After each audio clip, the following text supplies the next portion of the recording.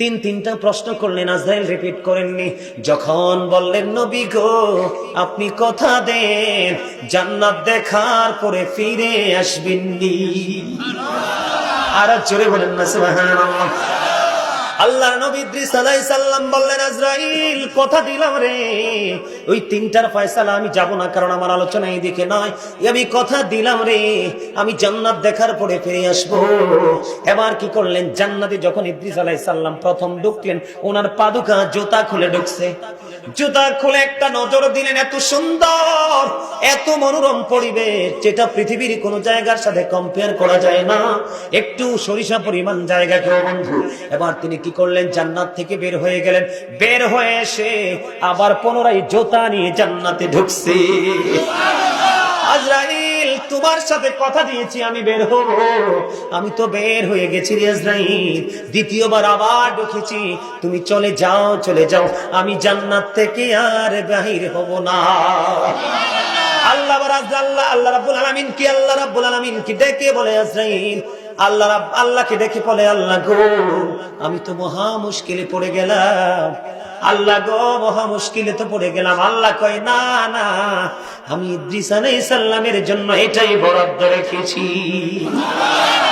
সম্মানিত উপস্থিতি, সত্যবাদী কে? হক্কানি আলেম এবং হক্কানি আল্লাহ ওলিরা। কারা? আল্লাহ রাব্বুল আলামিন দেখেন তাদের জন্য একেবারে যেটাকে ভেরি গুড নিউজ বলা হয়, একদম অত্যন্ত সুন্দর, এর উপরে সুন্দর আর হতে পারে না। আল্লাহ দেখেন তাদের জন্য কি চমৎকার নিউজ। আল্লাহ বলেছেন, আল্লাযীনা আমানু, যারা ঈমান এনেছে, ওয়া কানু ইয়াত্তাকুন, এবং তাকওয়া অবলম্বন করেছে। ভয়ের কথা আসছে, কিন্তু ঈমান আনার পরে কি ভয়। আল্লাহ বলেছেন, ইউ ফিয়ার মি, তোমরা আমাকে ভয় করো। কি করো? আল্লাহ বলেছেন ঈমান আনার পরে যদি আপনি আল্লাহকে ভয় করতে পারেন, আল্লাহ বলেছেন লাহুমুল বুশরা, এটা ফাস্ট প্রেজেন্ট ফিউচার, একদম সর্বসময়ের জন্য এটা প্রযোজ্য। সুবহানাল্লাহ বলেন না? আরে আরো জোরে বলেন। আমাদের আগে যারা চলে গেছে তাদের জন্য, এখন যারা আছে তাদের জন্য, পরবর্তী প্রজন্ম যারা আসবে তাদের জন্য, সবার জন্যই কিন্তু এই সেন্টেন্সটা, ল্যাঙ্গুয়েজটা কিন্তু পারফেক্ট। এটা কিন্তু নির্দিষ্ট সময়ের জন্য বরাদ্দ করা হয়নি। আল্লাহ বলেছেন লাহুমুল বুশরা, তাদের জন্য সুসংবাদ, ফিল হায়াতিদ দুনিয়া, দুনিয়ার জীবনে, ও ফিল আখিরা, এবং পরকালের জীবনে। তার মানে আপনি ইমানদার হওয়ার পরে যদি আপনি আল্লাহকে ভয় করতে পারেন, পরকাল নিয়ে চিন্তা করে আপনার অন্তরে অনুশোচনা জাগাতে পারেন, আল্লাহ বলেছেন তোমার জন্য নিয়ামতের খবর আমি আল্লাহ নিজে দিলাম। দুনিয়ার জীবনেও তুমি সুখী, পরকালের জীবনেও সুখী। জোরে জোরে বলেন সুবহানাল্লাহ। সুখ চায় না এমন কোন মানুষ কি এখানে আছে? কেউ নাই। আমি কিন্তু লবণে ছিলাম। কোথায়? লবণে না? যেটা বলতে চেয়েছিলাম, খাবারে লবণ না দিলে যেমনি খাবার মজা হয় না, মজা না হইলে যেমনি খাওয়া যায় না, ঠিক তেমনি আল্লাহ রাসূলের প্রেমিক আপনি হতে না পারলে আমল মজা লাগবে না।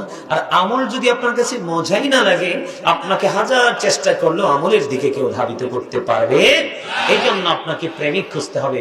প্রেমিক খুঁজবেন এই জন্য আল্লাহ রাব্বুল আলামিন বলেছেন, বিহোল্ড, জেনে রাখো, verily the friends of Allah have nothing to fear or to regret।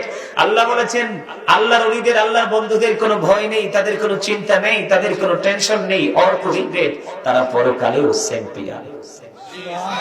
আরে আরো জোরে বলেন না সুবহানাল্লাহ। আপনারা কি অসুস্থ? আচ্ছা, সুস্থ কাকে বলে, অসুস্থ কাকে বলে বুঝেন? বুঝেন না, বুঝেন না, অনেকেই বুঝেন না, হয়তো অনেকেই বুঝতে পারেন।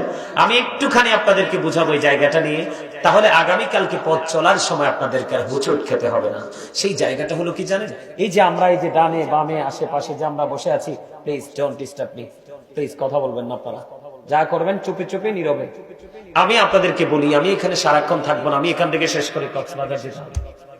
কক্সবাজার বিমানবন্দরে আগামীকালকে প্রোগ্রাম, ওখান থেকে শেষ করে এসে আমাকে যেতে হবে বরিশাল। আলহামদুলিল্লাহ, আলহামদুলিল্লাহ বলবেন না? আরে জোরে, আরো মহব্বতে আমার দিকে তাকান। আমি কি বলি আবারও বলছি, একটু মন দিয়ে শুনুন। বেশিক্ষণ আলোচনা করব না, আপনারা বিরক্ত হওয়ার মতো কিছুই আমি করব না। সম্মানিত উপস্থিতি, এই যে আমরা ডানে বামে সামনে পিছনে আপনারা আমরা বসে আছি, আমরা একজন আরেকজনকে কি হিসাবে চিনি? মানুষ হিসাবে। এই মানুষ শব্দটা কিন্তু বাংলা। কি? আমি যদি আরবিতে বলি মানুষকে, আল্লাহ বলেছেন কখনো ইয়া আইয়ুহান নাস, আবার কখনো বলেছেন ইয়া আইয়ুহাল ইনসান। আমি যদি একটু ইংলিশ ট্রান্সলেট করি তাহলে বলবো কখনো মেন, আবার কখনো বলবো পারসন, তাই না? এই জায়গাটা সীমাবদ্ধ কোথায় জানেন? মাথা থেকে পা পর্যন্ত বডি স্ট্রাকচারটার নামই হলো এই মানুষটা। এই মানুষটাকে আরেকটা মানুষ পরিচালনা করছে, সেই মানুষটা ভিতরে থাকে, এটার নাম হলো অচিন পাখি। এটা কিভাবে খাঁচায় এসেছে সেটাও জানি না, আবার কোন দিন মনের অজান্তে দেহ থেকে চলে যাবে সেটাও সৃষ্টির কাছে আজও অজানা। এই পাখি, এই পাখিটার নাম বাংলাতে বলা হয় পাখিটাকে আত্মা। কি বলা হয়? আত্মা। আরবিতে এটাকে বলা হয় রূহ, ইংলিশে এটাকে বলা হয় সোল। আল্লাহ বলেছেন কওলির রূহু মিন আমরি রব্বি, past tense, present tense, future tense. Allah বলেছেন say the soul is the order of my Lord. আত্মাটা হলো আল্লাহর ওয়ার্ডার, আল্লাহর নির্দেশ। এটা শুধু প্লেসটাকে চেঞ্জ করে, স্থান পরিবর্তন করে। যেদিন আপনার আমার দেহ হয়নি, কারণ বাবা মাও তো, বাবা মার বিয়ে হয়নি, আপনার আমার দেহ হয়নি, সেদিন আপনার ঠিকানা ছিল রূহের জগৎ, আল্লাহর আরশের চারপাশ। যখন বাবা মায়ের মাধ্যমে মায়ের উদরে এই পবিত্র বডিটা তৈরি হলো, তখন কিন্তু ওটা ওখান থেকে সোজা আল্লাহ রাব্বুল আলামিন ট্রান্সফার করে দিয়ে দিলেন মায়ের উদরে আপনার আমার বডিতে। তখনই আপনি আমি কি হয়ে গেলাম? জিন্দা মানুষ। কিন্তু আমার দিকে আবার বলছি, প্লিজ কথা বলবেন না।